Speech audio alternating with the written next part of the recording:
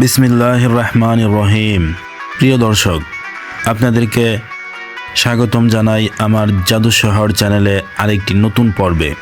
আজ আমরা আলোচনা করব মানব ইতিহাসের সর্বশ্রেষ্ঠ ব্যক্তিত্ব বিশ্বনবী হজরত মুহাম্মদ সাল্লাল্লাহু আলাইহি ওয়াসাল্লাম এর জন্মস্থান, তার ঘর এবং হিজরতের মহিমান্বিত কাহিনী। এই কাহিনী শুধু ইসলামের ইতিহাস নয়, বরং মানব সভ্যতার ইতিহাসে এক অনন্য অধ্যায়। চলুন তবে শুরু করি আজকের আয়োজন। খ্রিস্টীয় 570 খ্রিস্টাব্দে মক্কার কুরাইশ বংশে জন্মগ্রহণ করেন হজরত মুহাম্মদ সাল্লাল্লাহু আলাইহি ওয়াসাল্লাম। এই বছরটি পরিচিত আমুল ফিল বা হাতির বছর নামে।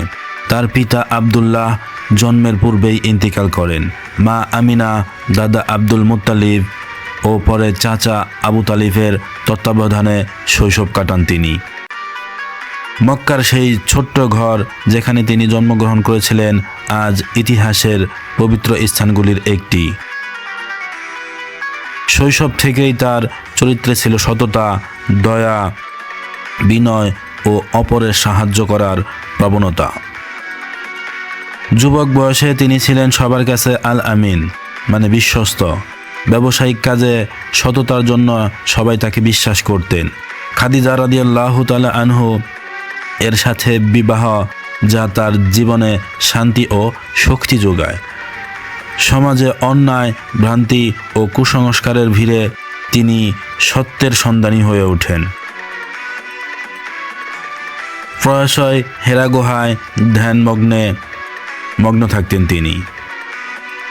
40 বছর বয়সে হেরা গুহায় প্রথম ওহী লাভ করেন তিনি। ফেরেশতা জিবরাইল আলাইহিস সালাম এর মাধ্যমে আল্লাহর বাণী ইকরা, মানে পড়, অবতীর্ণ হয়। এরপর শুরু হয় ইসলামের দাওয়াত, প্রথমে গোপনে এবং পরে তা প্রকাশ্যে করা হয়। ধীরে ধীরে তিনি অনুসারী লাভ করলেও কুরাইশদের বিরোধিতা তীব্র হয়ে ওঠে। মুসলমানদের উপর শুরু হয় চরম নির্যাতন ও অত্যাচার।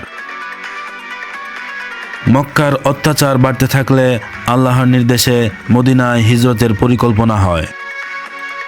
কুরাইশরা ষড়যন্ত্র করে নবীজিকে হত্যার জন্য একত্রিত হয়, কিন্তু আল্লাহর হুকুমে তিনি রাত্রে ঘর থেকে বেরিয়ে হজরত আলী রাদিয়াল্লাহু তাআলা আনহুকে নিজের বিছানায় রেখে যান। হিজরতের পথে সর গুহায় আশ্রয় নেন, যেখানে ঘটে বিখ্যাত ঘটনা মাকড়সার জাল ও কবুতরের ডিম, যা কুরাইশদের চোখ ফাঁকি দিয়ে দেয়। অবশেষে নবীজি নিরাপদে মদিনায় পৌঁছে যান। মদিনার মানুষ তাকে আনন্দ ও উল্লাসে স্বাগত জানায়। ইসলামের ইতিহাসে শুরু হয় নতুন যুগ, ভ্রাতৃত্ব, ন্যায় বিচার ও ইসলামী সমাজ প্রতিষ্ঠার যুগ। মসজিদে নববীর ভিত্তি স্থাপন করা হয়। মুসলমানরা নতুন শক্তি ও আশার আলো খুঁজে পায়। প্রিয় দর্শক, হজরত মুহাম্মদ সাল্লাল্লাহু আলাইহি ওয়াসাল্লামের জন্মস্থান ও ঘর থেকে শুরু করে তার হিজরতের ঘটনা আমাদেরকে এক অনন্য শিক্ষার বার্তা দেয়। আল্লাহর প্রতি ভরসা, সত্যের প্রতি দৃঢ়তা এবং অন্যায়ের বিরুদ্ধে সাহসী সংগ্রাম, এই হলো তার জীবন থেকে নেয়া প্রধান শিক্ষা। আসুন আমরা তার দেখানো পথ চলার চেষ্টা করি। পরবর্তী পর্বে আবারও নতুন একটি ঐতিহাসিক কাহিনী নিয়ে হাজির হব আপনাদের সামনে। সবাই ভালো থাকবেন। আসসালামু আলাইকুম।